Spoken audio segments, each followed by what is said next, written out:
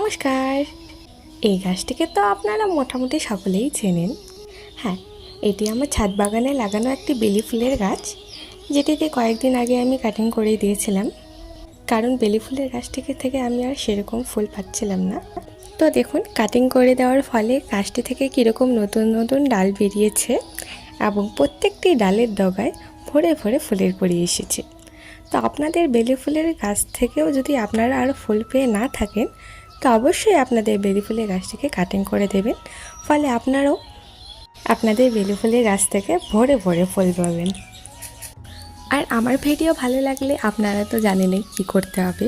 হ্যাঁ, অবশ্যই একটি লাইক, কমেন্ট অ্যান্ড সাবস্ক্রাইব করে চ্যানেলটির পাশে থাকবেন। আর বেলি ফুল গাছ সংক্রান্ত যদি আরও টিপস পেতে চান, তো অবশ্যই কমেন্ট করবেন। ধন্যবাদ।